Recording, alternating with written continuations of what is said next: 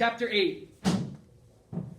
Just as a quick review, remember our chapter 7 ended with the sentence, he was dead by morning. Who was dead by morning?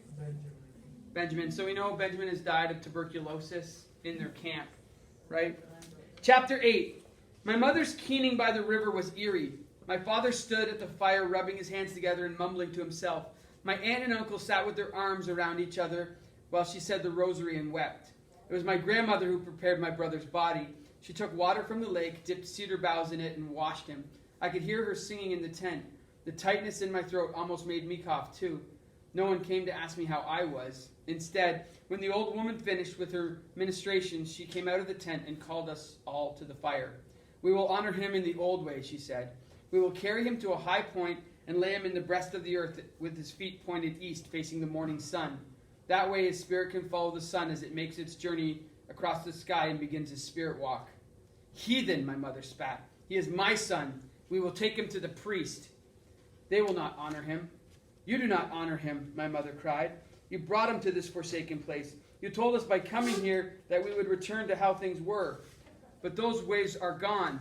Those gods are dead. We need to take my son to the priest so that he can return him to the bosom of Christ.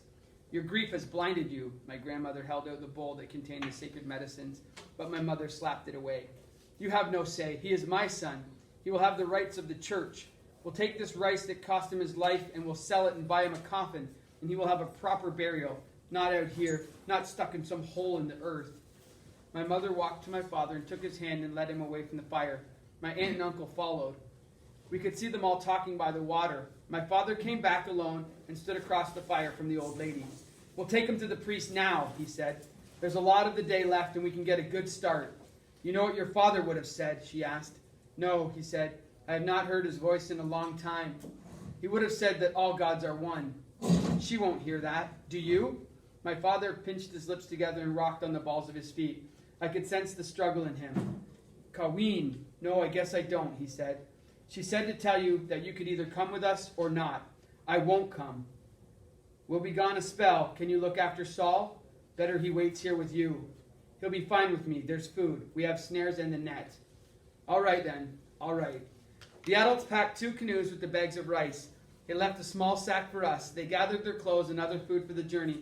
And when they were ready to leave, they came to the fire. At that moment, my parents seemed like strangers to me. Maybe it was the grief over my brother's death that made them move so deliberately. Sometimes I think that if I had yelled something, it would have all been different. But no words were in me. I watched my uncle and my father carry my brother's body from the tent wrapped in a blanket and lug it to the canoe. They set him in the middle, leaned back against sacks of rice. I cried. I wept harder than I ever had. I wanted to stop this, wanted to bring them all back. Beside the fire and hear my grandmother's guiding voice telling us stories and showing us the direction we should go together. As they eased the canoes out into the shallows, my grandmother pulled me close to her and put a hand on my head. Even now, when I think back to that day, I can see the shimmer of the wake they left behind them, the V of it, and the divergent lines that lapped at the shoreline.